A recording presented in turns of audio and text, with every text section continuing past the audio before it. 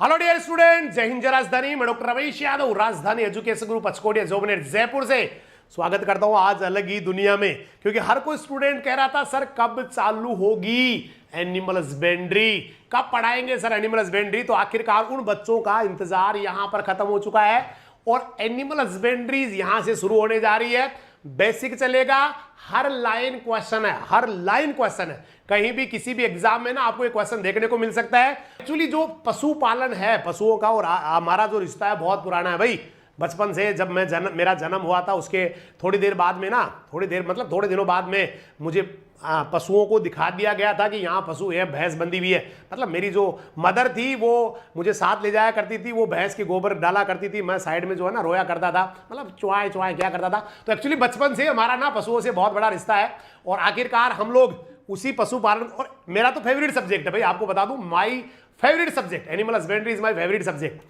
ठीक है, हालांकि फेवरेट में मुझे पता है कई सारे बच्चे हंसेंगे कि सर ना हर सब्जेक्ट को फेवरेट बताते हैं। वो बायोलॉजी पढ़ा रहे हैं तो फेवरेट सब्जेक्ट है ना, एग्रोनॉमी पढ़ा रहे हैं तो फेवरेट है, लेकिन एनिमल हस्बेंड्री वास्तव में फेवरेट है। क्योंकि एनिमल है तो सब कुछ है भैया। सुबह सुबह दूध इसी की वजह से मिलता है, शाम के टाइम सोते टाइम दूध इधर से आ रहा है, फसलें जो हो रही है वो इधर से आ रही है, राइट है। तो इसलिए हम लोग पढ़ेंगे और एक कॉपी किताब लेके, बेटा पहली क्लास है, सारे बच्चे ना कॉपी किताब लेके बैठे। तो हम शुरू करते हैं, ज्यादा टाइम वेस्ट नहीं करते हुए सीधा मैं आपको ले चलता हूं। यहां पर हम आपको पढ़ाएंगे पशुपालन। भाई पशुपालन क्या है सारे बच्चे जानते हैं, दुनिया का सबसे इजी सब्जेक्ट है। आज तक जितने पार्ट पढ़े ना, जितने सब्जेक्ट पढ़े ना, उनमें सबसे सरल है। इतना सरल है कि मैं तो कहूं 5वीं क्लास के विज्ञान के 5वें पार्ट में डलवा दो, बच्चे बड़े प्रसन्न हो जाएंगे और आपको दुआएं देंगे, राइट है। तो देखिए पशुपालन एक्चुअली होती क्या है। पशुपालन में बेटा हम लोग ना पशुओं के आवास का अध्ययन करते हैं। पशुपालन के अंदर किसका स्टडी करते हैं? एनिमल हैबिटेट का स्टडी करते हैं, उनके आहार का स्टडी करते हैं, उनके अच्छे स्वास्थ्य का अध्ययन करते हैं, मतलब उनके अच्छे, हाँ सबसे इजी है। तो पशुपालन विज्ञान जो है वो पशु के आवास का, पशु के आहार का, पशु के प्रजनन का, पशु के स्वास्थ्य का अध्ययन या उनसे लाभ प्राप्त करने की कला है। लिखने उखने का मैंने पंगा कम कर लिया है भाई। पशुपालन विज्ञान क्या है? पशुओं के आवास का अध्ययन है, पशु के आहार का अध्ययन है, पशु के प्रजनन का अध्ययन भी है। हम सब पढ़ेंगे इनमें से, आवास भी पढ़ेंगे भाई, खुला आवास, बंद आवास, मुंह से मुंह, पूंछ से पूंछ, आहार भी आहार पढ़ेंगे भाई, कितनी खली खिलाते हैं, ये सारा का सारा। प्रजनन पढ़ेंगे, आउट ब्रीडिंग पढ़ेंगे, इन ब्रीडिंग पढ़ेंगे, ये सारे के सारे हम लोग पढ़ेंगे। और भैया उसकी बीमारियां भी पढ़ेंगे, उसकी बीमारियों का अध्ययन भी करेंगे। तो हम इन सब से ना लाभ लेने का जो तरीका है वो सारा का सारा हम, तो मुझे लग रहा है सारे बच्चों ने यहां नोट कर लिया है। इंग्लिश मीडियम के स्टूडेंट्स के लिए मैं डेफिनेशन बोल रहा हूं। Animal husbandry is the branch of agriculture in which we study about the habitats of animals, feed of animals, breeding of animals and good health of the animals. मुझे लग रहा है ये सारी की सारी परिभाषा आपको याद होगी। स्पेशली हम लोग ना क्या करने वाले हैं, हम लोग पहले आंकड़े पढ़ेंगे बेटा, डाटाज लेंगे, डेटा पढ़ेंगे। अब कितनी जनसंख्या भारत की इसके ऊपर डिपेंड है। तो आप लोगों ने ना अक्सर किताबों पढ़ा होगा 75% है, कुछ लोगों ने पढ़ा होगा 70% है। अभी जो लेटेस्ट डाटा है तो ये कहते हैं कि हिंदुस्तान की 49.8% जो पॉपुलेशन है वो एग्रीकल्चर पर डिपेंड है इस समय, या एग्रीकल्चर से जुड़े हुए काम पर लगी हुई है। तो population of India is dependent on agriculture and it's related work is only 49.8। तो 49.8% जनसंख्या भारत की कृषि में लगी हुई है। लेटेस्ट डाटा है, आप चाहो तो इसको 50 कर सकते हो, गलत नहीं है। तो हिंदुस्तान की 50 आधे लोग आज भी एग्रीकल्चर पर डिपेंड है या एग्रीकल्चर रिलेटेड वर्क पर डिपेंड है। अब हम लोग बात करेंगे कि हिंदुस्तान की जितनी जीडीपी है, ग्रॉस डोमेस्टिक जो प्रोडक्शन है या प्रोडक्ट है, उसमें पशुओं का योगदान क्या है हिंदुस्तान की जीडीपी में। मुझे लग रहा है सब बच्चों ने यहां से नोट कर लिया है कि 50% population of the India depend on the agriculture और इट्स रिलेटेड वर्क। इसके बाद में हम लोग बात करेंगे कि पशुओं का देश की जीडीपी में योगदान क्या है भाई, कितना एनिमल्स का जीडीपी में योगदान है। तो आप लोग नोट कर ले, पशुओं का देश की जीडीपी में योगदान, contribution of the animals in the GDP of the country 4.9% जो है वो हिंदुस्तान की जीडीपी जितनी भी है उस जीडीपी का 4.9% ना एनिमल से आ रहा है। फिर एक मोस्ट क्वेश्चन है, हिंदुस्तान की जीडीपी, बिल्कुल लेटेस्ट डाटा बेटा, बिल्कुल शक नहीं करना, आराम से उतारना, एकदम परफेक्ट है 2020 के अधिकांश। अगर पहले के है ना तो उसमें हम ब्रैकेट में लिख दिया हमने पहले वाले। चलते भारत की जो कुल कृषि आय है, भारत की जो कुल कृषि आय है, हिंदुस्तान की एग्रीकल्चर से जो इनकम होती है, उसमें एनिमल्स का क्या कंट्रीब्यूशन है? तो contribution of the animals in the economy, है ना, इकोनॉमी ऑफ एग्रीकल्चर, एग्रीकल्चर का जो इनकम हो रही है, इनकम फ्रॉम एग्रीकल्चर, उसमें पशुपालन का या पशुओं का योगदान कितना है? तो ये आपका 28.4% बेटा। एग्रीकल्चर से जो इनकम हो रही है, एग्रीकल्चर से इनकम मतलब फसलों से हो रही है, हमें ना पीसी कल्चर से हो रही है, हम दूसरे और भी ना मधुमक्खी पालन भी कर रहे हैं, हम लोग ना सुअर पालन भी कर रहे हैं, तो उन सारों में मिला के एनिमल का कंट्रीब्यूशन कितना है एग्रीकल्चर वाली में? तो वो आपका 28.4% है बेटा। इसका पीडीएफ कहीं नहीं मिलेगा बेटा, ये पीडीएफ देने के लिए नहीं है, केवल आपको नोट्स बनाने हैं। भारत में कुल कृषि आय में पशुओं का योगदान है 28.4%, वेरी मोस्ट क्वेश्चन है, राइट बेटा। अब बात करते हैं कि कुल पशु उत्पादों में जितने एनिमल के प्रोडक्ट आते हैं, हम सिस्टमेटिक चल रहे हैं। हम लोगों ने पहले पढ़ा 50%, 49.8% इंडिया की पॉपुलेशन एग्रीकल्चर पर डिपेंड है, पहला पढ़ा। फिर हम लोग आए कि देश की जीडीपी में पशुओं का योगदान क्या है, 4.9%। फिर आए हम एग्रीकल्चर से जो इनकम आ रही है उसमें पशु कितना योगदान दे रहे हैं, तो 28.4% दे रहे हैं। अब हम आते हैं कि कुल पशु उत्पाद जितने आते हैं ना एग्रीकल्चर प्रोडक्ट, उनमें दूध का कितना बड़ा रोल है भाई, दूध कितना इंपॉर्टेंट है या दूध के प्रोडक्ट कितने इंपॉर्टेंट है? तो ये आपके होने वाले हैं 67%। एनिमल से जो प्रोडक्ट मिल रहे हैं, गोबर मिल रहा है, सींग मिल रहे हैं, चमड़ी मिल रही है ना, और भी हमें कई सारे फायदे हो रहे हैं, तो उनमें से दूध कितना इंपॉर्टेंट है, दूध का क्या रोल है? तो वो आपका है 67%। मतलब जितने प्रोडक्ट हमें एनिमल से मिल रहे हैं ना, उसका 67%, 67% ना वो दूध ही है। दूध सबसे इंपॉर्टेंट प्रोडक्ट है, 67% दूध ही है। आप नोट भी कर रहे होंगे, बहुत इंपॉर्टेंट वाले क्वेश्चन है सारे के सारे। अब आ जाओ, समझ में आ रहा है भाई सारे के सारे? अगर आप नोट नहीं कर पा रहे हैं तो आप मुझे थोड़ा टाइम दें, मैं धीरे धीरे और आराम से बता दूंगा। बाकी मुझे लगता है कि लिखने की जरूरत नहीं है, जब स्क्रीन पे सारे के सारे आ रहे हैं साफ, और साथ साथ चाहे भले ही आप शॉर्ट कर लेना बेटा, जरूरी नहीं है कि आप लंबी पूरी लाइन उतारे, शॉर्ट एंड स्वीट अपना नोट्स बना ले ताकि समझ में आ जाए। लेकिन आपकी बात, उसके बाद आ जाओ भारत में जो कार्यशील जनसंख्या है, जो एक्टिव पॉपुलेशन है, भाई जो बच्चे होते हैं ना उनको एक्टिव पॉपुलेशन नहीं कहते, वो काम नहीं करते हैं। जो वृद्ध होते हैं वो एक्टिव पॉपुलेशन में नहीं होते हैं। लेकिन जो एक्टिव पॉपुलेशन है, जो काम करने वाली है, उनमें से कितने % लोग पशुपालन कर रहे हैं? तो सिर्फ 2.1% active population of the world India, उसमें से 2.1% ही केवल पशुपालन करते हैं। 1.41% ना मिश्रित खेती कर रहे हैं। मछली पालन तो भैया 0.23% ही कर रहे हैं। मछली पालन कितने लोग कर रहे हैं? सिर्फ 0.23% कर रहे हैं, और 0.08% ना एक्वा कल्चर कर रहे हैं। तो एक्टिव पॉपुलेशन, अगर हम बात करें active population of the India, तो 2.1% लोग ना पशुपालन कर रहे हैं, सिर्फ 2.1% है। 1.41% ना मिक्स्ड फार्मिंग कर रहे हैं, राइट है। उसके बाद 0.23% ना पीसी कल्चर में लगे पड़े, मतलब वो मछली पाल रहे हैं, और 0.08% लोग ना एक्वा कल्चर कर रहे हैं। एक्वा कल्चर या जल संवर्धन क्या होता है मुझे पता, आप जानते होंगे। एक्वा कल्चर का मतलब होता है बेटा, जो पानी में हम लोग ना, भाई मछली हमने अलग निकाल दी, मछली वाला, और ये अलग रहेगा। इसमें जो ना कोई झींगे पाल रहा है, कोई ना केकड़े पाल रहा है, पानी में जो खेती होती है, पानी वाली खेती, ये करने वाले लोग हैं 0.08%। मछली पालन में लगे हुए 0.23%। मिक्स्ड फार्मिंग आप जानते होंगे बेटा, मिक्स्ड फार्मिंग क्या होती है? 2 या 2 से अधिक खेतियां एक साथ करना। जैसे कोई आदमी ना पशुपालन भी कर रहा है, फसल भी उगा रहा है, तो वो हो गई मिक्स्ड फार्मिंग।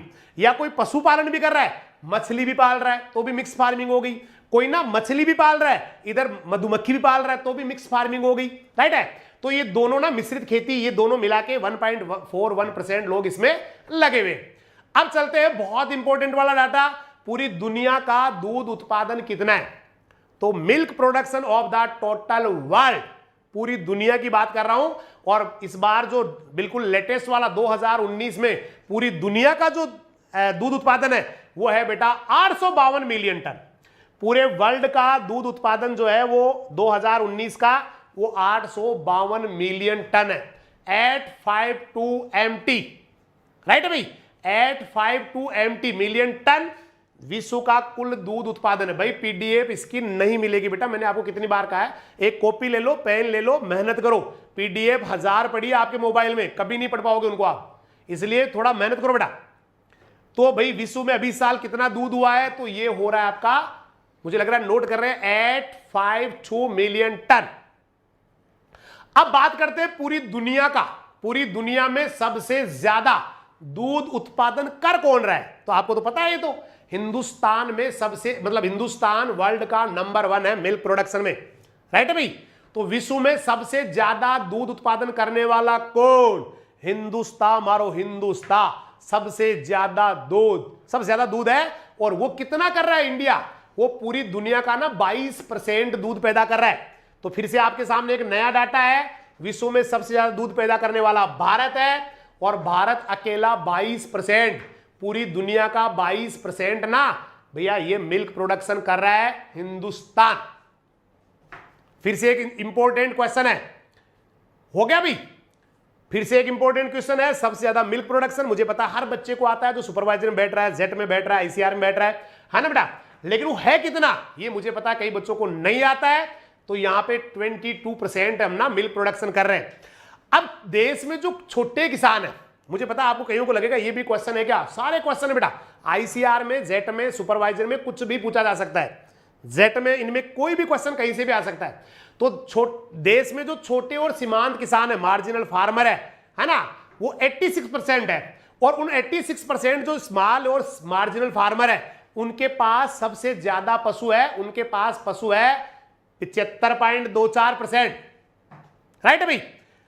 हाँ भाई 75 पॉइंट, बहुत अच्छा क्वेश्चन है कि भारत में छोटे और सीमांत किसान कितने परसेंट है, वो टोटल किसान का 86% है, बाकी 14% ना बहुत ज्यादा मतलब जमीन वाले लैंडलॉर्ड है, बाकी जो कम जमीन वाले हैं ना उनकी संख्या है 86%, और उन 86% के पास मात्र 74.24% ही एनिमल है, मात्र तो नहीं कहूंगा, बहुत अच्छे हैं मतलब। तो जनसंख्या, पूरी जो किसानों की जनसंख्या है वहां पर छोटे और मार्जिनल किसान 86% है, राइट है, बल्कि और उसके बाद उनके पास एनिमल जो है ना बेटा वो है 75.24, लेटेस्ट डाटा है।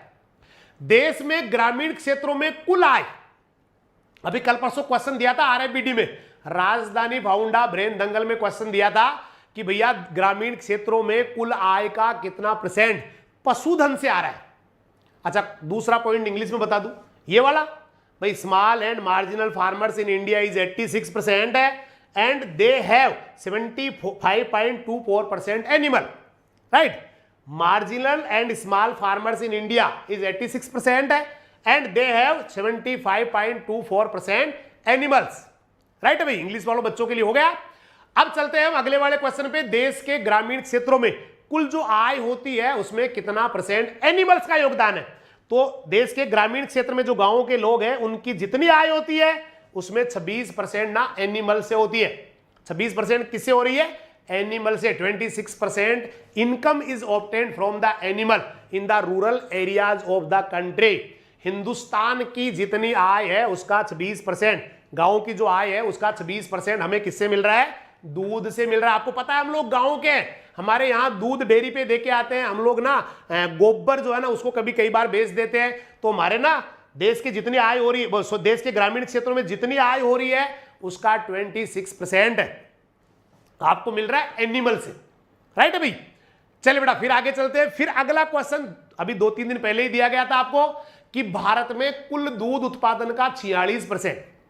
अगला थोड़ा लंबा लाइन है, हिंदुस्तान में जो जितना दूध प्रोडक्शन होता है ना उसका 46% हम लोग घर में यूज करते हैं या आसपास के जो नहीं, जिनके पास पशु नहीं है उनको देते हैं, जबकि 54% ना वो हम संगठित मतलब कोई ऑर्गेनाइज जो ऑर्गेनाइजेशन उनको बेचते हैं, या फिर अनऑर्गेनाइज जो मतलब बड़े जो लेवल है ना भाई, कोई डेयरी में दे रहे हैं या कोई बड़ा संगठन ले रहा है, तो वो 54% है। तो अगला पॉइंट यही है कि जितना हमारे गांव में दूध होता है उसका 46% हम लोग ना अपना यूज करने के लिए, राइट है, या फिर किसी और को देने के लिए, मतलब अपने आसपास वाले लोगों को देने के लिए जिनके पास प्रोडक्शन नहीं हो रहा है उनको 46% दूध देते हैं, जबकि 54% ना हम किसी डेयरी में दे रहे हैं। वो ऑर्गेनाइज्ड हो सकती है डेयरी या कोई अनऑर्गेनाइज्ड ना कोई विक्रेता हो सकता है, खरीदने वाला हो सकता है, उसको दे रहे हैं। तो भाई इंडिया में जितना प्रोडक्शन हो रहा है उसका 46% हम घरों में यूज कर रहे हैं या फिर आसपास के लोगों को दे रहे हैं, और 54% ना हम किसी संगठित या असंगठित व्यक्ति को दे रहे हैं। ठीक है भाई, तो ये भी थोड़ा लंबा है, आराम से आप उतार ले कि देश में कुल दूध उत्पादन का 46% और तीर का निशान लगा के लिख दे घरेलू उपयोग या आसपास के अनुत्पादक लोगों को दे दिया, और 54% हम किसी संगठित या असंगठित विक्रेताओं को बेचने के लिए दे रहे हैं, डेयरी में दे रहे हैं या कोई दूसरे ना बड़े प्रोडक्शन को दे रहे हैं, ये सारा कर रहे हैं। राइट बेटा, अब आते हैं इंडिया में कितने एनिमल्स, थोड़ा लंबा है, मुझे लग रहा है इंग्लिश वाले बच्चों ने उतार लिया होगा भाई। 46% of the milk is used as a domestic या डोमेस्टिकली यूज किया जाता है, और अनप्रोडक्टिव है ना, जो अनप्रोडक्टिव लोग उनको दिया जाता है, and 50% is sold to the organised और अनऑर्गेनाइज्ड, जो क्या बोलते हैं सेलर, विक्रेता क्या बोलेंगे, सेलर को देते हैं। राइट है, 10 सेकेंड ले लो भाई, स्क्रीनशॉट भी ले सकते हो, लंबा आ गया तो स्क्रीनशॉट ले लो, जगह छोड़ दो उसके लिए। अब हम लोग चलते हैं, कर लिया नोट, थैंक यू। विश्व के कुल पशुधन में भारत का आपको पता है कौन सा स्थान है भाई? दूध में पहला स्थान है, तो एनिमल्स में कौन सा है, एनिमल्स के प्रोडक्शन में कौन सा स्थान है? तो मुझे लग रहा है सब बच्चों को आता है, हम लोग ना एनिमल्स में भी नंबर 1 है, एनिमल्स में बेटा हम लोग नंबर 1 है। हमारे पास पूरी दुनिया के लगभग 11.5%, वर्ल्ड के 11.54% एनिमल लेके बैठे हैं। क्या बात करो, इतने एनिमल, इतना दूध। हाँ, हम ना दूध में भी नंबर 1 पे है, दूध में भी 22% दूध हमारे यहां प्रोडक्शन हो रहा है, और एनिमल्स के मामले में भी नंबर 1 है। हमारे यहां दुनिया के 11.54% एनिमल है। तो भाई एनिमल के हिसाब से ना दूध हम अच्छा कर रहे हैं, माने या न माने, एनिमल के हिसाब से ना एनिमल हमारे पास 11.54% है, राइट है, लेकिन दूध तो हम 22% कर रहे हैं। तो बधाई हो आपको, मजे ले रहे हैं आप तो भैया, शानदार वाले। तो विश्व के कुल दूध उत्पादन में भारत का स्थान कौन सा? पहला। मिल्क प्रोडक्शन कितना कर रहे हैं? 11.54। Is it clear? अब चलते हैं कितनी कितनी ना गाय और भैंसे कितनी हमारे पास, यूं करते हैं। तो भैया विश्व में जितनी गाय और भैंसे है ना बेटा, उसकी भारत में कितनी गाय भैंसे है? तो हमारे पास ना जितनी दुनिया की केटल्स एंड बफेलोज है, वर्ल्ड में जितनी केटल एंड बफेलोज है, उसकी भारत में 33.37% है। गजब कर दिया, ये तो गजब कर दिया भाई। पूरी दुनिया की जो गाय भैंसे है उसकी 1/3 तो हम लोग लेके बैठे, 1/3 गाय भैंसे तो हम लोग लेके बैठे। पूरी दुनिया में जितनी गाय हैं उनकी 1/3 तो हमारे पास पड़ी है भाई, 33.37%। तो विश्व की कुल गाय और भैंस की संख्या में भारत जो है ना बेटा नंबर 1 पे है, और वहां पर हमारे पास है 33.37%। तो मुझे लग रहा है यहां पर भी आपको बड़ा आनंद आ रहा है कि हमारे पास कितनी गाय भैंसे हैं। तो विश्व की कुल गाय भैंसों में भारत का योगदान है 33.37%, 33.37%। भाई मजा आ गया ना, बहुत अच्छा क्वेश्चन है। उसके बाद विश्व की कुल पशुधन संख्या, जितने पशु है ना सारे के सारे, उसमें हम लोग कौन से स्थान पे है ना? तो ये लगभग जो है ना पूरे एनिमल्स को मिला के, भाई पूरी दुनिया के जितने एनिमल्स है उन सारी पशुधन संख्या को अगर हम मिला ले तो लगभग, हालांकि हमने अभी थोड़ी देर पहले देखा था 11.54% है, लेकिन अगर सारे एनिमल्स को हम जोड़ लेना, सारे उत्पादक अनुत्पादक सारे के सारे, तो लगभग हम लोग ना 1/5 एनिमल्स रखते हैं। 1/5 एनिमल्स हमारे पास है टोटल की, सारे टोटल प्रोडक्टिव अनप्रोडक्टिव है ना, सारे एनिमल्स मिला के हम लोग 1/5 पूरी दुनिया का ना हमारे पास है। अब हम एक एक की बात करते हैं। एरिया कितना है? किसी को पता है भारत में कितना एरिया है पूरी दुनिया का? पूरी दुनिया का कितना एरिया इंडिया के पास है? एरिया एरिया एरिया किसी ने पढ़ा हो कभी कि पूरी दुनिया का जितना एरिया है उसमें से ना हमारे पास इतना एरिया है? तो बेटा पूरी दुनिया का जितना एरिया है ना उसका 2.4% इंडिया में, लेकिन भैंसे बहुत है ना हमारे पास, आपने 57% पढ़ी होगी। 2.4% एरिया है लेकिन भैंसे लेके बैठे 57% है। भैंसे तो पढ़ी होगी भाई, दुनिया की 57% भैंसे। आप चाहे तो अपने आप पे गर्व कर सकते हैं, आप चाहे तो अपने आप पे फक्र कर सकते हैं कि दुनिया में जितनी भैंसे हैं हमारे हिंदुस्तान में उसकी 56.4% भैंसे हैं। हालांकि आप पुरानी किताबों पढ़ोगे तो 57% है, लेकिन एग्जैक्ट अभी आ रही है 56.4%। राइट है बेटा। गाय हमारे पास है 12.5%, 12.5। बकरियां हमारे पास 20% है, पूरी दुनिया की 20% बकरियां हम लोग लेके बैठे हैं, भेड़े हमारे पास 5% है, और कुकुट, कुकुट क्या होता है भाई? पोल्ट्री होती है, ठीक है। कुकुट क्या होता है? पोल्ट्री होती है, और कुकुट पोल्ट्री में सब आते हैं। पोल्ट्री में ना आपका मुर्गी भी आएगी, बतख भी आएगी, जब भी पोल्ट्री शब्द आएगा या कुकुट आएगा तो पोल्ट्री हमारे पास ना बतख आ गई, कुकुट आ गई, टर्की आ गई, है ना, ऐसे कई सारे पक्षी आते हैं, और ये हमारे पास है 3.1%। तो पूरी दुनिया में जितनी भैंसें हैं उसकी 56.4, लगभग 56 ही होगी राउंड में, तो ये पहले 57 थी। गाय 12.5, बकरियां 20%, और भेड़े हमारे पास 5% है, और पोल्ट्री जो है ना, पोल्ट्री वो हमारे पास 3.1% है बेटा। तो पूरी दुनिया का यहां पर डाटा है, पूरी दुनिया में हमारे पास पूरी दुनिया का जमीन 2.4% है, भैंस 56.4 है, गाय 12.5 है, बकरियां 20% है, और भेड़े हो गई 5%, पोल्ट्री हो गई 3.1%। राइट है भाई? भाई सही चल रहा है? मनस का कोई बात, अगर अच्छा लग रहा है तो बेटा जरूर शेयर जरूर करें। बहुत अच्छे अच्छे सारे एक एक लाइन क्वेश्चन है। हाँ जी, हाँ जी, सही चल रहा है, चलो थैंक यू। उसके बाद में नेक्स्ट हमारा पॉइंट आ रहा है कि भैया चारा फसलों के अंतर्गत हमारा कितना क्षेत्रफल है। हालांकि चारों वाला डाटा पुराने हैं, क्योंकि उसके बाद के कोई लेटेस्ट डाटा अवेलेबल नहीं है। तो चारा फसलों के अंतर्गत जो हमारा एरिया है वो ये वाला है। जो फोडर क्रॉप्स है उसके under the area under the fodder crops वो 2014-15 का है, लेकिन उसके बाद में कोई डाटा इसके अवेलेबल नहीं है। राइट है, इसके कोई डाटा अवेलेबल नहीं है, और ये अभी है 9.13 मिलियन हेक्टेयर। भाई बोर्ड पे पढ़ाओ, ये चीज तो मेरे समझ में नहीं आई, ये चीज समझ में नहीं आई। बोर्ड पे पढ़ाओ बेटा, जब आपको सारा कुछ साफ साफ दिख रहा है, अच्छा दिख रहा है, वही चीज मैं लिखूंगा। भाई बोर्ड पे तब होता जब एक साथ सारा दिख जाता, तब तो सही नहीं था। लेकिन जब जो लाइन हम पढ़ रहे हैं वही लाइन दिख रही है, तो फिर बोर्ड का मुझे नहीं लग रहा कितने भोले बच्चे हो। हालांकि सारे दिख जाए ना एक साथ फिर पढ़ाए, वो सही पढ़ाई नहीं है। वो सही पढ़ाई नहीं है कि आपको सारे पहले भरा हुआ बोर्ड दिख रहा है, फिर आप लोग ना फिर एक एक लाइन बताई जा रही है, वो पढ़ाई सही नहीं है बेटा, वो सही नहीं है। लेकिन अगर लाइन वही आ रही है, पहले आराम से बात कर रहे हैं, उसके बाद ही लाइन आ रही है, तो वो एक ही बात होगी ना दोस्त। फिर क्यों ये उसमें लिखने में 10 तो गलतियां होंगी, स्पेशली डाटा में बहुत ज्यादा गलती होगी। डाटा में तो ज्यादा गलती होती है कि जो ना दिख रहे होते हैं गलत वो हो जाता है। ठीक है बेटा, तो एकदम कुछ बच्चे स्क्रीनशॉट ले रहे हैं, उनके लिए तो और भी अच्छा काम हो रहा है। स्क्रीनशॉट वालों का तो और भी बढ़िया हो रहा है, उनको स्क्रीनशॉट ऐसे कैसे पूरा का पूरा परफेक्ट लिखा हुआ मिल रहा है ना बेटा। भाई मुझे पता है बेटा सही कैसे पढ़ाते हैं, इतना तो मुझे अनुभव हो गया, इतने दिन जितनी आपकी उम्र है उतने तो टाइम मेरे को पढ़ाते हुए हो गए। राइट बेटा, चलिए बेटा नेक्स्ट पे चलते हैं। तो चारा फसलों के अंतर्गत 2014-15 में हमारा एरिया था 9.13 मिलियन हेक्टेयर। जहां समझाने का आएगा बोर्ड पे समझाऊंगा मैं। स्थायी चरागाह और अन्य चराई भूमि, स्थायी चरागाह और अन्य चराई भूमि हमारी है 2014-15 की 10.25 million hectare, 10.25 million hectare. Right है, समझ में आ गया।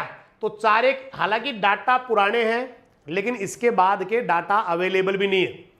राइट है, इसके बाद भी डाटा अवेलेबल नहीं है। तो 2014-15 में हमारा चारे के अंतर्गत क्षेत्रफल था वो 9.13 मिलियन हेक्टेयर था। राइट अभी, और अभी जो है ना, हाँ स्थायी चरागाह जो परमानेंट जो हमारे चरागाह है, ग्रास लैंड्स है या फिर बाकी जो ग्रास लैंड्स है, वो सारी मिला के हो रही है 10.25 मिलियन हेक्टेयर। ठीक है भाई, अब हम लोग चलते हैं। भाई आपको पता होगा भारत में भी और राजस्थान में भी सबसे पहला एनिमल सेंसस कब हुआ था? एनिमल सेंसस कब हुआ था, मतलब सबसे पहली पशु गणना कब हुई थी? पहली पशु गणना, एनिमल सेंसस, इंग्लिश में क्या बोलेंगे इसको? CENSUS, animal census. तो first animal census in the Rajasthan as well as in India वो 1919 में हुआ था, 1919 में हुआ था। 1919 में राजस्थान में और भारत में पहली पशु गणना हुई थी। अभी जो हुई है ना 2019 में, वो बेटा 20वीं पशु गणना थी। अभी थोड़ी देर में उसके भी डाटा आएंगे। भाई क्लियर हो गया सभी को यहाँ तक?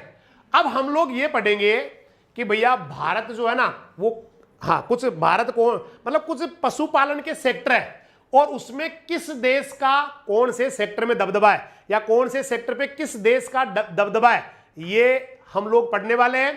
तो सबसे पहले है भारत। भारत किस किस में नंबर 1 पे है? तो भारत ना बेटा एक तो बोवाइंस में नंबर 1 है। बोवाइंस, किसी ने नाम सुना बोवाइंस? बोवाइंस वो वाले एनिमल होते हैं जो बोविडी कुल में आते हैं। और बोविडी कुल में कौन कौन आता है? गाय आती है, भैंस आती है, बकरी आती है, भेड़ आती है। तो बोवाइंस में इंडिया नंबर 1 पे है, भैंस में इंडिया नंबर 1 पे है ना भाई। दूध उत्पादन में नंबर 1 पे है। काराबीफ, काराबीफ नाम सुना? भैंस का मीट होता है उसको काराबीफ भी बोलते हैं, उसमें भी हम लोग नंबर 1 पे है। और बकरी के दूध में भी हम लोग नंबर 1 पे है। तो इंडिया किस किस में नंबर 1 पे है? बोवाइंस में नंबर 1 है, राइट है, भैंसों में नंबर 1 है, दूध के प्रोडक्शन में नंबर 1 है, कारा बीफ में नंबर 1 है, राइट है भाई। इसमें हम लोग ना नंबर 1 पे है। बकरी के दूध में भी नंबर 1 पे, ठीक है।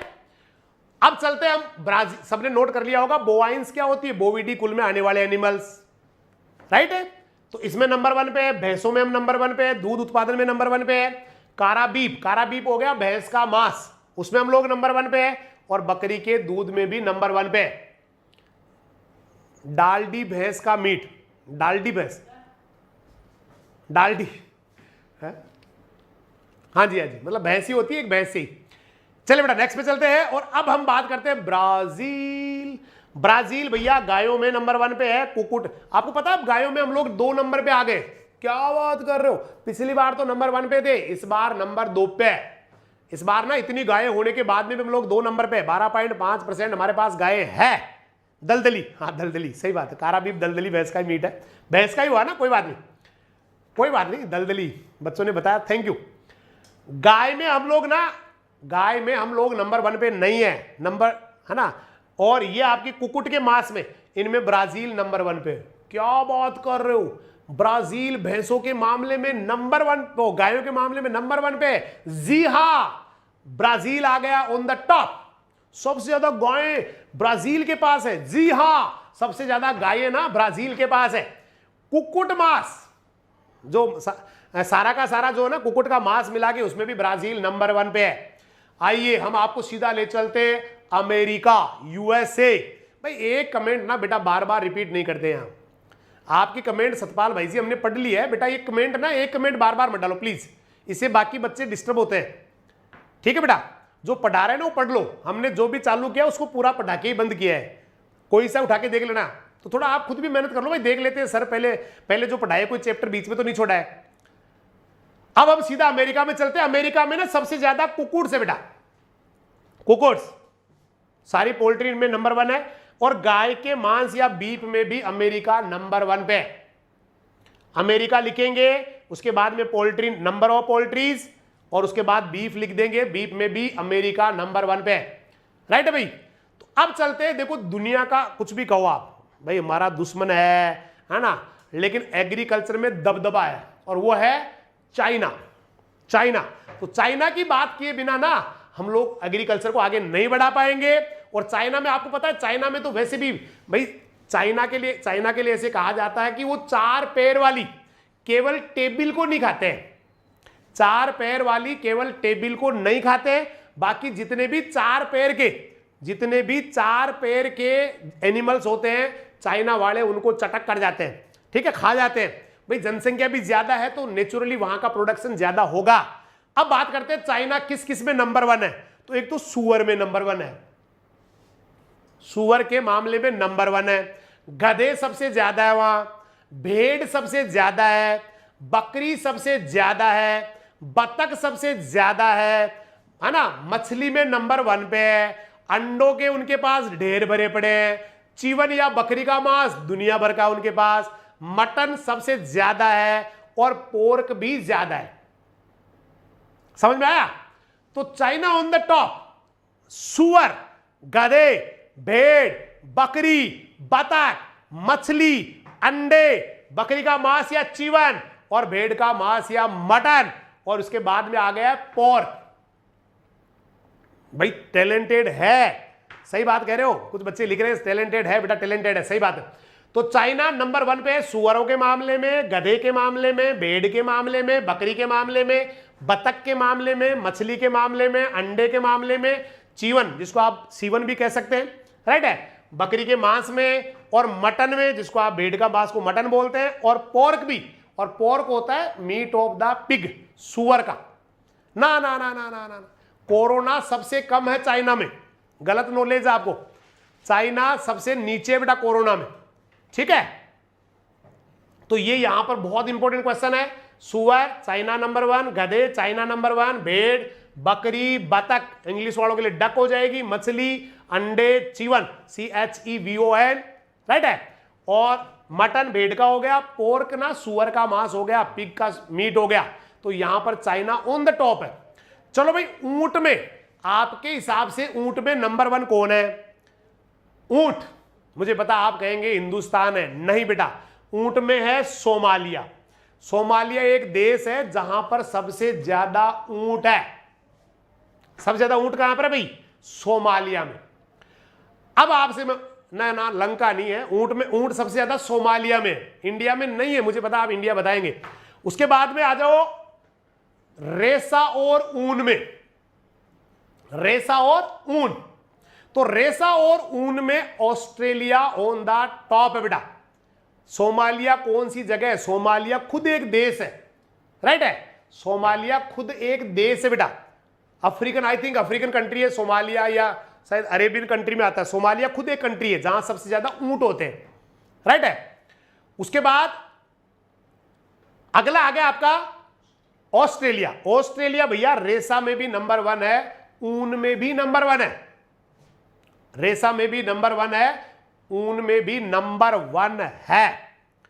आगे हम लोग ना 20वीं पशु गणना के आंकड़े लेने वाले हैं, और मुझे पता है 20वीं पशु गणना के आंकड़े हर बच्चे के पास है, क्योंकि आपने कोई भी किताब खरीदी होगी, कोई भी नोट्स लिया होगा, उसमें उसके आंकड़े होंगे, इसलिए ज्यादा उसमें हम टाइम खराब नहीं करेंगे। फिर भी अगर आपको लग रहा है कि नहीं परसेंटेज मुझे लिख लेनी चाहिए, तो हम लोग सीधा आप चल रहे हैं हिंदुस्तान के, भारत के पशुओं की संख्या पे, राइट है, भारत की पशुओं की संख्या पे हम आ गए।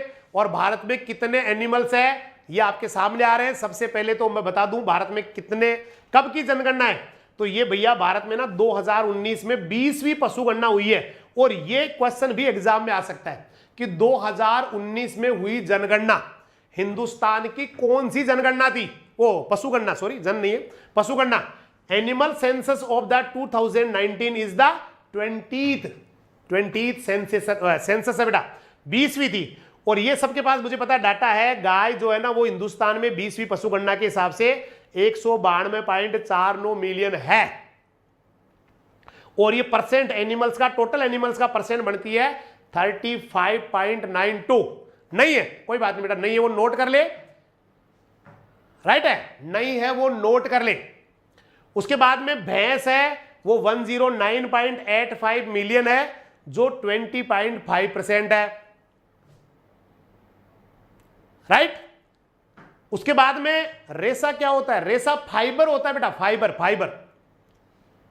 कुल बोवाइन, बोवाइन में सारे के सारे गाय, भैंस, भेड़, बकरी आ गई, ये आपका 302.34 मिलियन है। और ये आपके ना सारी बोवाइन्स मतलब गाय भैंस ये सारे मिला के 56.43 बन रहे हैं ना। ये दोनों आएंगे बोवाइन में, इनको दोनों को बोलते हैं बेटा, सॉरी बोवाइन में इन दोनों को बोलेंगे यहाँ, टोटल बोवाइन में गाय भैंस को बोलेंगे। और ये आपका हो रहा है 56.43।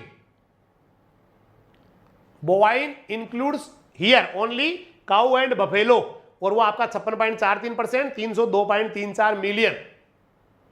उसके बाद में चलते हैं भेड़। भेड़ आपकी हिंदुस्तान में 74.26 मिलियन उतर रही भाई, और 13.86% बन जाती है। बकरी, बकरी भाई ये जो है ना, एक कमेंट बार बार रिपीट ना करें बेटा प्लीज। बहुत अच्छी बात है, आपने क्लासें ले ली, बहुत अच्छा करेंगे बेटा, बहुत बढ़िया करेंगे, थैंक यू, आपका धन्यवाद। लेकिन एक कमेंट ना प्लीज रिपीट ना करें, उससे बच्चे डिस्टर्ब होते हैं बेटा। अच्छे बच्चे आप जिस हिसाब से बता रहे हैं अच्छे बच्चे हैं, मैंने पढ़ लिया बेटा आपका कमेंट, 4 बार पढ़ लिया, अदरवाइज मुझे आपको हाइड करना पड़ेगा, फिर आपकी कमेंट दोबारा नहीं आएगी यहाँ। बकरी 148.88 मिलियन, ठीक है भाई। तो ये आपका ना सभी का यहां पर पूरा का पूरा अलग अलग डाटा है, हो गया सभी का। ये इसके बचे हुए डाटा है। ऊंट जो आपके हैं वो 0.25 मिलियन है, और मात्र पूरे एनिमल्स का 0.047% है। सुअर ये आपका 9.06 मिलियन है, 1.69% है। कुल पशु मिला के ये कुल पशु पूछ सकते हैं बेटा, कुल पशु ज्यादा इंपॉर्टेंट है इनमें से। Total animal of India 535.78 million, ये टोटल एनिमल्स हो गए। ठीक है, ये 20th एनिमल सेंसस है आपके पास, वैसे है मुझे पता है, लेकिन ये परसेंटेज शायद नहीं होगा, तो परसेंटेज आप भी निकाल सकते, कोई दिक्कत नहीं है। जो मिल्च एनिमल है, मिल्च जानते हो, मिल्क नहीं, मिल्च MILCH, मिल्च एनिमल दुधारू पशु, वो आपके 125.75 मिलियन है और वो बनता है 23.47%। हो गया भाई। मुर्गियां तो 20th सेंसस के हिसाब से, 20वीं पशु गणना के हिसाब से मुर्गियां 851.81 मिलियन है। कितनी मिलियन है? एनिमल सेंसस कितने इंटरवल में होता है? 4 years आई थिंक, 4 या 5 होगा सर। बतख आपका 33.511 मिलियन।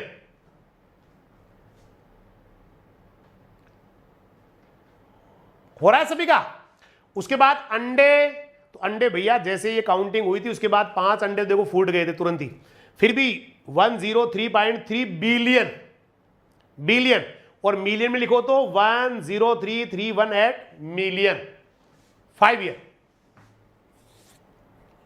कभी कभी बीच में टल भी जाती है, कभी कभी बीच में ना टल भी जाती है, कई बार टल जाती है, लेट भी जाती है। तो यहां तक मुझे लग रहा है सभी का कंसेप्ट क्लियर है भाई। गायें आपकी 35%, 35.92 इंडिया की बात चल रही है, वैसे हमारे पास 20.5% टोटल एनिमल्स में, राइट है। कुल बोवाइंस हो गए,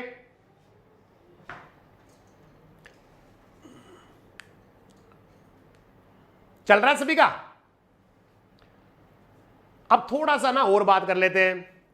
अब आपको मैं बता रहा हूं 2012 से अभी जो 2020 में हुई है भाई, उससे पहले वाला जो एनिमल सेंसस हुआ था वो 2012 में हुआ था, और 2012 से लेके 2020 में हम लोग ना जो दूसरा एनिमल मतलब 20 नंबर वाला हुआ है 2020 में, इसमें कितने एनिमल्स बढ़ गए? तो यहां पर जो एनिमल्स बढ़े हैं ना वो बढ़े हैं 4.6%। हिंदुस्तान में 2012 की तुलना में 2020 में जो एनिमल्स की ग्रोथ हुई है वो 4.6% हुई है, 4.6% हुई है। ठीक है, अब चलते हैं कुल जो, कुल कुकुट है, पोल्ट्री है, उसमें कितने ग्रो कर गए हम भाई। हमने ना ये लिख दोगे आप, ग्रोथ इन द 220 या 2020 एज कंपेयर टू 2012, मतलब 2012 की तुलना में हम लोग कितने एनिमल्स बढ़ा गए? तो 4.6% एनिमल हमारे यहां बढ़ गए। और कुकुट या पोल्ट्री जो बढ़ी है ना बेटा, वो बढ़ी है 16.8%। तो growth in the poultry from 2012 to 2020 is 16.8%। हो गया भाई। ऊंट का, कुछ बच्चे ऊंट का पूछ रहे हैं, ऊंट का मैंने बताया था 0.25 मिलियन, 0.25 मिलियन था ऊंट का, और वो 0.047% था बेटा। ठीक है, ऊंट वाला। अब चलते हैं राजस्थान की, और राजस्थान की तो सेंसस मुझे पता है सब लेके बैठे हैं। राजस्थान का जो एनिमल सेंसस है वो तो सबके पास पड़ा है, क्योंकि ज्यादा है ही नहीं कुछ। गाय 13.9 मिलियन भाई, राजस्थान में ले लेते हैं। ये आ गई राजस्थान की, छोटी सी है। गाय कितनी है? 13.9 मिलियन है। भैंसे कितनी है? ज्यादा नहीं हमारे पास, 13.7 मिलियन है। भेड़ें कितनी है? 7.9 मिलियन है। बकरी भाई, राजस्थान वाली तो आपके लिए इंपॉर्टेंट है ना। कुछ बच्चे कह रहे हैं जी पता नहीं इंडिया वाली तो आएगी नहीं आएगी, 1-2 कमेंट आए, तो राजस्थान की ले ले भाई। बाकी मैं आपको बता दूं क्वेश्चन कहां से आएगा, ना आपको पता है, ना मेरे को पता है, ना अभी RSSMB को पता है, और ना जेट वालों को पता है, ना ICR वालों को पता है कहां से क्वेश्चन आएगा। इसलिए कभी भी ये मत सोचना कि यहां से क्वेश्चन नहीं आएगा। कोई भी किसी भी कंपटीशन एग्जाम के लिए कोई सिलेबस नहीं होता बेटा। No syllabus can be prescribed for any competitive exams. इसलिए जितना नॉलेज ले सकते हो ना उतना सीखो। ये मत कहो कि ना ये नहीं आएगा वो नहीं आएगा। एक बच्चे का कमेंट था अभी, राइट है, जितना सीख सकते हो उतना सीखो बेटा। और इनमें भी देखो ज्यादा जो इंपॉर्टेंट है ना, एक्चुअली इतनी टेबलें ना किसी से याद हुई है ना होगी, लेकिन जैसे टोटल एनिमल आ गए, उसके बाद ना सबसे ज्यादा वो आ गई, गायें आ गई, भैंसें आ गई, ये तो कम से कम आपको करने पड़ेंगे। मिल्क प्रोडक्शन आ गया, ठीक है, मुर्गियां आ गई, कुछ स्पेसिफाइड जो है ना वो तो आपको पढ़ने पड़ेंगे, वो तो याद करने ही पड़ेंगे। इसलिए दोस्त ये पता हो ना क्वेश्चन कहां से आएंगे, कैसा आएगा, ये तो फिर तो कोई भी जीत जाएगा। इसलिए कभी भी अपनी कमजोरी मत बनाओ इन चीजों को, अपने माइंड को कभी मत कहो कि ये क्वेश्चन यहां से नहीं आएगा। वो आप सोच रहे हो ना, वही जाके कई बार एग्जाम में ना आदमी बहुत बुरा हताश हो जाता है, उसको लगता था वो तो आएगा ही नहीं, वही टॉपिक नहीं पढ़ के यार वहीं से क्वेश्चन आ गया। इसलिए परफेक्ट। तो भैंस 13.7 हो गई, भेड़ इतनी देर में आपने उतार ली होगी, भेड़ 7.9 हो गई, बकरी 20.84 मिलियन हो गई, ऊंट आपका 0.21 मिलियन हो गया। टोटल एनिमल राजस्थान में है 56.80 मिलियन, मुर्गियां हमारे पास है 14.6 मिलियन। ठीक है भाई,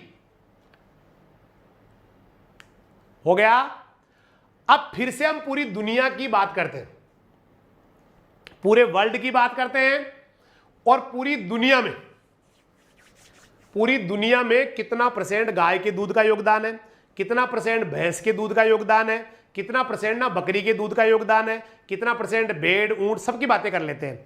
तो पूरे वर्ल्ड में जो मिल्क प्रोडक्शन होता है उसमें गाय का 85% योगदान है बेटा। क्या बात कर रहे हो, गाय अकेली 85%, पूरी दुनिया का 85% दूध दे रही है। जी हां, गाय 85% दूध दे रही है पूरी दुनिया का। क्या बात कर रहे हो। भैंस आपकी ना बेटा वो दे रही है 11%, 11%। बकरी 3.4% दे रही है, राइट है। भेड़ 1.4% दे रही है। ऊंट भी दूध दे रहे हैं, मतलब ऊंट नहीं दे रही है, वो 0.2% दे रही है। तो गाय का दबदबा है पूरी दुनिया में, गाय का दबदबा है पूरी दुनिया में। 85% जो मिल्क है वो गाय का ही मिल रहा है, ठीक है। भैंस का 11% है, बकरी का 3.4% है, भेड़ का 1.4% है, और ऊंट का 0.2% है। हो गया सभी ने। ये क्वेश्चन भाई इंपॉर्टेंट क्वेश्चन है, पूरी दुनिया में गाय की ही चल रही है, 85% अकेली दूध दे रही है, बाकी 11% ना भैंसे दे रही है, राइट है। उसके बाद में बकरी 3.4% दे रही है, उसके बाद भेड़ 1.4%, ऊंट 0.2%। ये पूरे सालाना डाटा है, वार्षिक है, ठीक है। उसके बाद में चल रहे हैं हम, विश्व दुग्ध दिवस कब मनाया जाता है, आप मुझे बताएंगे। वर्ल्ड मिल्क डे कब मनाया जाता है। परसों की आरएफबीडी का क्वेश्चन है, 1 जून को world milk day, it is celebrated on June 1। जून 1 में मनाया जाता है, ठीक है। 1 जून, मतलब ऊंट नहीं देती है, ऊंट नहीं देते। उसके बाद में राष्ट्रीय मिल्क डे कब मनाया जाता है, तो भारत में राष्ट्रीय दुग्ध दिवस या नेशनल मिल्क डे है ना, यह आपका होता है 26 नवंबर को।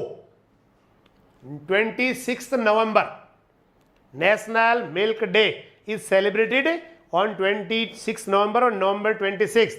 उस दिन है श्वेत क्रांति के जनक डॉक्टर वर्गीस कुरियन का जन्म, मतलब बर्थडे, जन्मदिन है।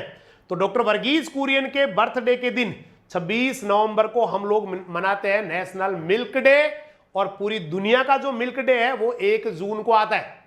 तो world milk day is celebrated on June 1 and national milk day is celebrated on November 26 on the birthday of doctor Verghese Kurien.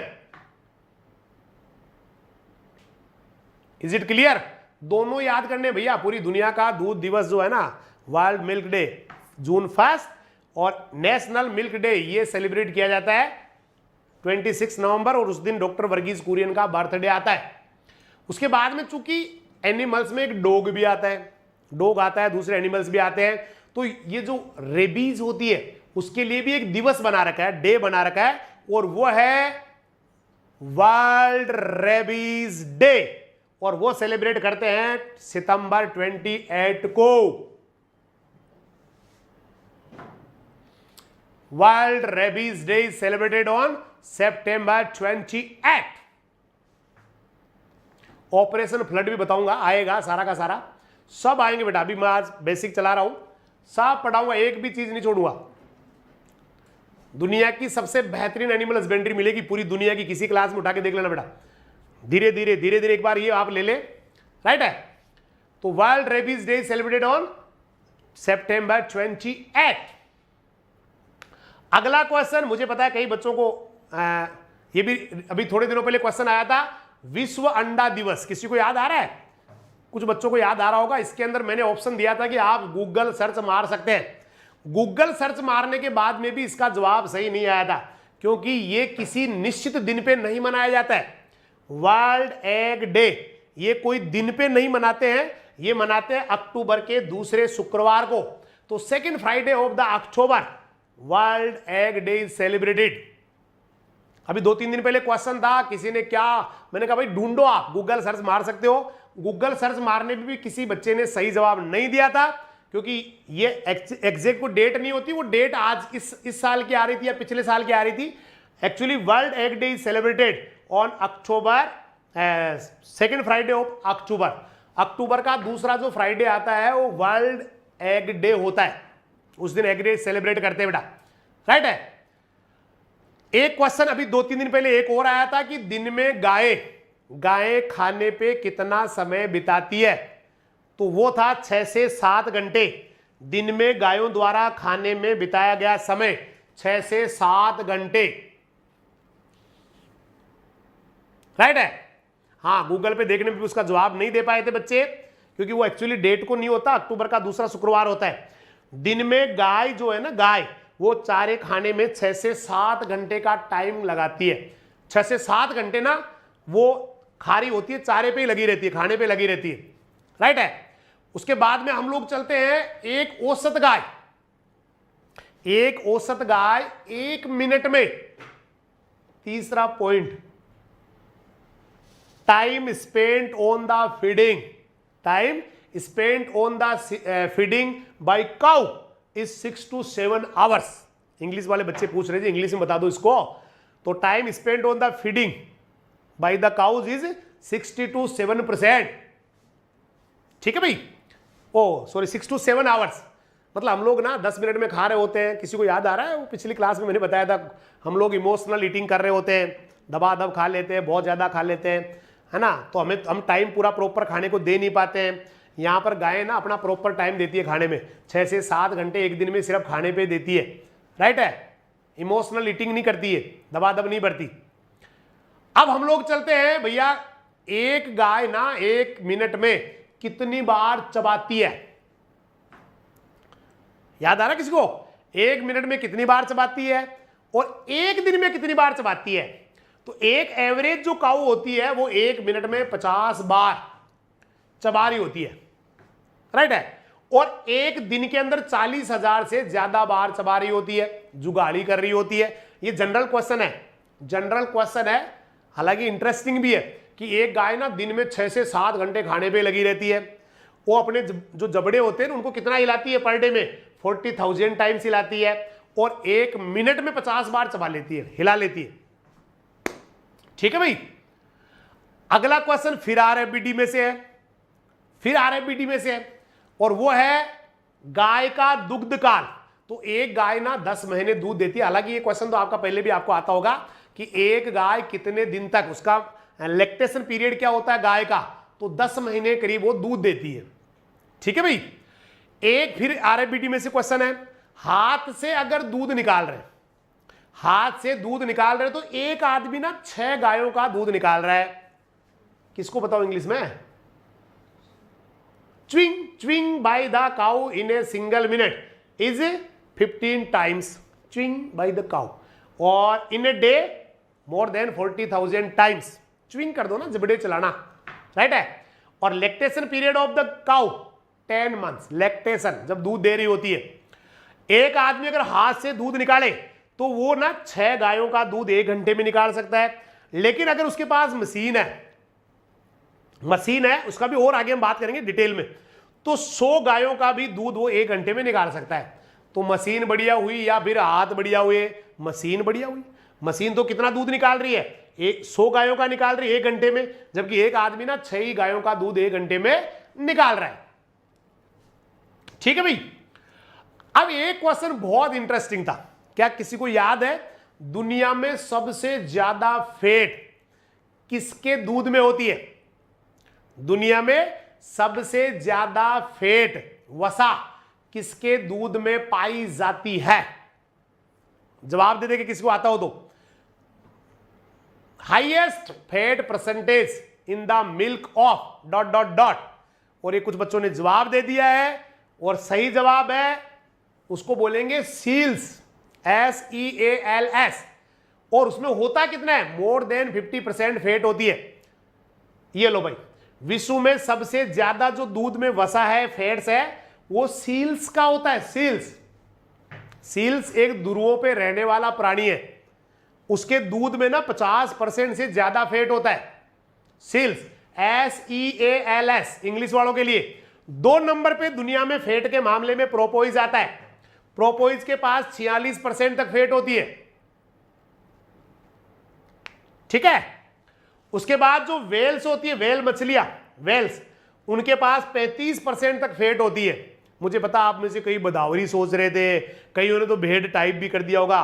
देखो कर दिया ना, कई बच्चों ने भेड़ टाइप कर दिया, बड़ी मुश्किल से वो टाइप कर पाए, उससे पहले जवाब ही चेंज हो गया। भैया दुनिया में सबसे ज्यादा जो फैट होती है वो सील्स के मिल्क में होती है, 50% से ज्यादा। 2 नंबर पे आपका प्रोपोइज आता है, प्रोपोइज में 46% तक फैट पाई जाती है, राइट है। 3 नंबर पे वेल्स आती है, वेल्स में 35% तक फैट पाई जाती है। और सबसे कम जो फैट होती है, मिनिमम जो फैट है, मतलब लोवेस्ट फैट है, वो होती है बेटा गधी और घोड़ी के दूध में।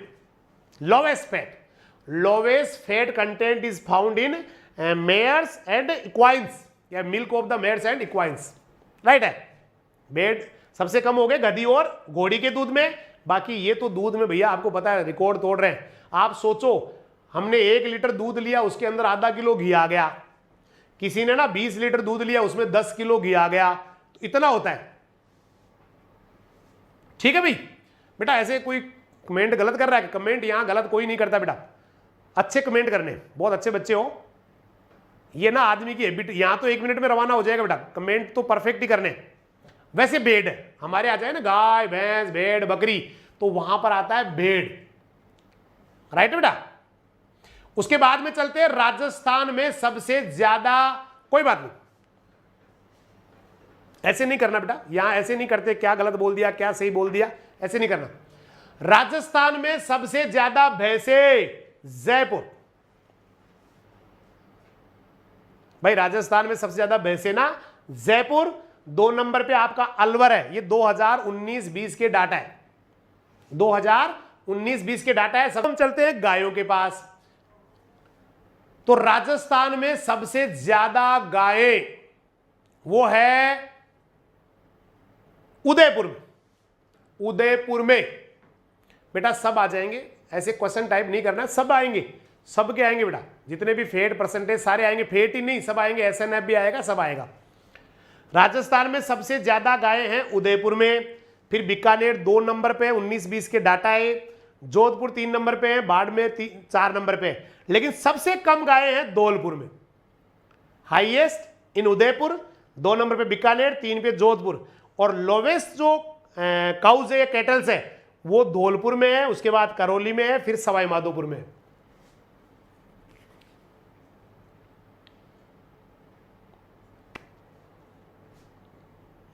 क्लियर भाई?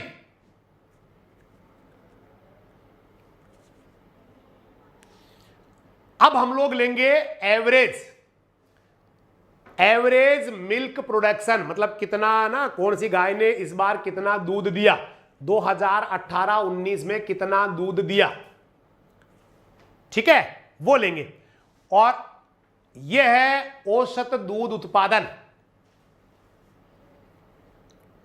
भैया लेटेस्ट डाटा है, एकदम लेटेस्ट बेटा, बीकानेर नहीं है, जो बता दिया डन है। उदयपुर ऑन द टॉप है, इस बार के लेटेस्ट है, परफेक्ट, हमने भी चेंज किए वापस बाद में। औसत दूध उत्पादन, average yield rate for milk, 18-19 के डाटा है बेटा, 18-19 के डाटा है। कब के? 18-19 जरूर लिखना, 18-19, जो 18-19 है। हम विदेशी गाय, विदेशी गाय जो है ना वो एवरेज इस बार 2018-19 में उसने कितना दूध दिया? उसने दूध दिया है 11.67 किलो पर डे एवरेज। एक दिन में विदेशी गाय का जो average milk production in India है 18-19 का, वो है 11.67 किलो एक दिन का है। संकर गायों ने जो दूध दिया है वो संकर गायें इनका मुकाबला नहीं कर पाई इस बार 2018-19 में, वो रह गई है 7.85 केजी पर डे पे। क्लियर? चलिए हमारी देसी गायों के पास चलते हैं भाई। देसी गाय, तो देसी गाय ना इन्होंने भी अपनी तरफ से पूरा प्रयास किया है। अब भैया जितनी देती है उतनी दे रही है। इन्होंने दिया है 3.85 किलो पर डे का एवरेज। भाई जितनी हिम्मत है उतनी कर रही है भाई, दूध भी तो बढ़िया दे रही है। तो एक एक्सोटिक काऊ है, उसका मिल्क प्रोडक्शन पर डे का रहा एवरेज 2018-19 में 11.67 किलो पर डे का। जो क्रॉस ब्रीड है संकर गाय हैं वो 7.85 केजी पर डे देने में कामयाब रही है 2018-19 में। और जो इंडिजिनस काऊ है वो 3.85 KG per day milk production करने में कामयाब रही है। उसके बाद में हम लोग चलते हैं नॉन डेस्क्रिप्टिव काउज पे, जिनका पता नहीं है। हाँ फैट ज्यादा होता है, सही बात है। तो अवर्णनीय गाय, नॉन डेस्क्रिप्ट काउ, इसका जो मिल्क प्रोडक्शन, अवर्णनीय समझ रहे हो, मतलब जिसकी कोई नस्ल नहीं है, जिसको कोई लिखा हुआ कहीं उसके बारे में नहीं है, वो भी बेचारी ना हिम्मत कर करा के, खूब हिम्मत कर करा के, और उसने भी 2.5 लीटर तो दे ही दिया पर डे का, 2.5 केजी ना पर डे का दे ही दिया एवरेज। ठीक है। उसके बाद देसी भैंस के पास आ जाते हैं हम, इंडिजिनस बफेलो के पास आ जाते हैं। तो बफेलो भी भैया दूध में ना ज्यादा गायों की बराबरी नहीं कर पाई है। और हमारी जो देसी भैंसे हैं, उन देसी भैंसों ने यहां पर 6.34 किलो दूध पर डे का दिया है। 6.34 किलो दूध पर डे का देने में कामयाब रही है कौन सी वाली? इंडिजिनस बफेलो, देसी भैंसे।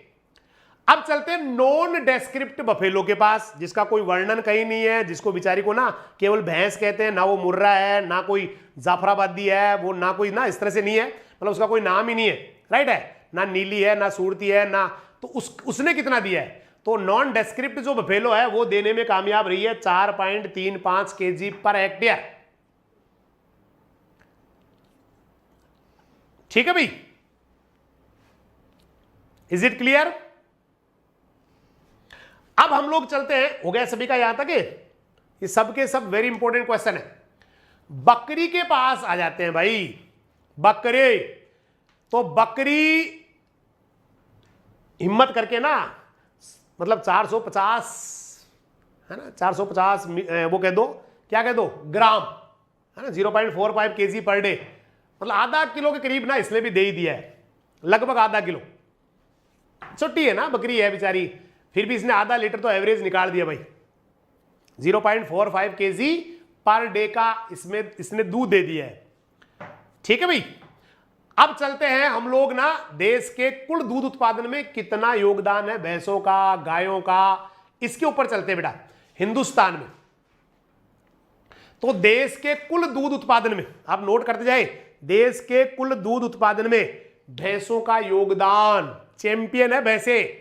वर्ल्ड में भले ही गाय चैंपियन होगी, 85% मिल्क दे रही होंगी, लेकिन हमारे देश में तो चल रही है भैंसे। तो हिंदुस्तान में भैंसों ने दूध दिया इस बार 35%। अवर्णनीय जो भैंसे हैं, जिनका कोई ना वर्णन नहीं है, वो सारी मिला के ना 14%। और देसी को और अवर्णनीय को, इन दोनों को मिला दे तो भैंसों ने तब मतलब एक हाहाकार मचाया है। और वो हाहाकार कितना मचाया है? 49% भैंसे, मतलब दूध का 49% भैंसों ने दिया है। इसके बाद में गायों के पास चलते हैं। संकर गायें हैं, उन्होंने दूध दिया है 26% संकर। ठीक है भाई। और देसी गायों ने दिया है 10%। अवर्णनीय गाय, भाई देखो हो सकता है आप ये देसी, वैसे तो देसी भी इंपॉर्टेंट क्वेश्चन है, लेकिन अगर दोनों को जोड़ के ये वाला, भाई भैंसों ने कुल मिला के कितना दूध दिया, भाई एक क्वेश्चन यहां रिपीट नहीं करते बेटा, ये आप गलत कर रहे हैं, आप यहां से विदा होने वाले हैं। कमेंट रिपीट नहीं करना बेटा प्लीज। देश के कुल दूध उत्पादन में देसी भैंसों का योगदान 35, नॉन डिस्क्रिप्टिव भैंसों का 14%, तो टोटल हो गया 49%। Is it clear? उसके बाद संकर गायों ने दिया 26%, देसी गायों ने दे दिया 10%, दे दिया भाई। अवर्णनीय, जिनका विचारों का ना कोई वर्णन नहीं है, वो दे गई 11%, और विदेशी गायों ने मात्र हिंदुस्तान में 1% दूध दिया है। एक्सोटिक ब्रीड्स ने कितना दिया? 1%। तो एक बार फिर से देखें, देसी भैंसे 35%, अवर्णनीय 14%, तो टोटल भैंसों का कितना हो गया? 49। संकर गायों ने दिया 26%। मानस वो देखना स्क्रीन पे, हो गया संकर गाय। देसी गायों ने दिया 10%, राइट है। अवर्णनीय गायों ने दिया 11%, विदेशी गायों ने दिया 1%, लेकिन सारे गायें मिला के ये भी धूम मचा गई ना, 48%। अब जो बाकी बच गया ना भाई, 8 को और 9 को जोड़ते तो 97 तो हो ही गया। बाकी बकरियों का योगदान है 3%, मिला मिलू के सारे लगभग 3% आ जाते हैं। ठीक है भाई, हो गया, क्लियर है? तो मुझे लग रहा है आज यहां तक रख लेते हैं, फिर हम लोग ना कल इसके आगे शुरू करेंगे। तब तक के लिए सभी को नमस्कार, जय हिंद, जय राजधानी, सत श्री अकाल, सब्बा खेर, वाहे गुरु दी फतेह, खुदा हाफिज, अल्लाह हाफिज, राम राम सब।